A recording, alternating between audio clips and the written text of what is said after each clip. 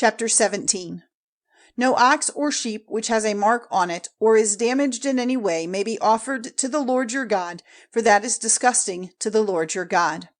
If there is any man or woman among you in any of the towns which the Lord your God gives you, who does evil in the eyes of the Lord your God, sinning against his agreement, by becoming a servant of other gods and worshipping them, or the sun, or the moon, or all the stars of heaven, against my orders,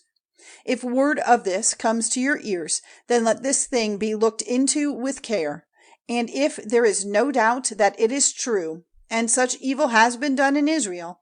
then you are to take the man or woman who has done the evil to the public place of your town, and they are to be stoned with stones until they are dead. On the word of 2 or 3 witnesses a man may be given the punishment of death, but he is not to be put to death on the word of 1 witness.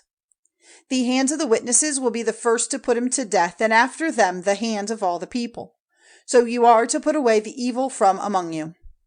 If you are not able to give a decision as to who is responsible for a death, or who is right in a cause, or who gave the first blow in a fight, and there is a division of opinion about it in your town, then go to the place marked out by the Lord your God, and come before the priests, the Levites, or before him who is judge at the time, and they will go into the question and give you a decision.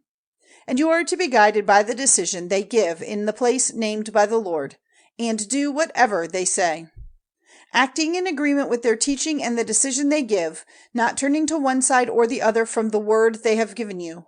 And any man who, in his pride, will not give ear to the priest whose place is there before the Lord your God, or to the judge, is to be put to death.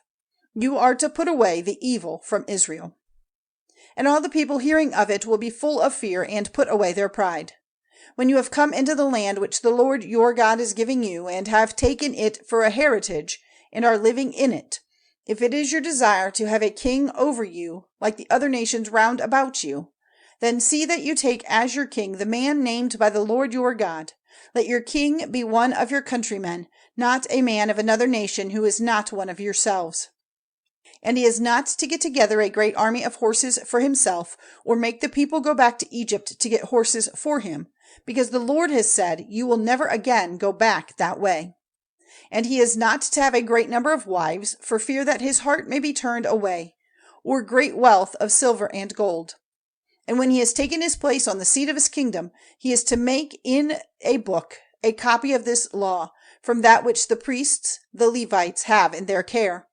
And it is to be with him for his reading all the days of his life, so that he may be trained in the fear of the Lord his God to keep and do all the words of this teaching and these laws,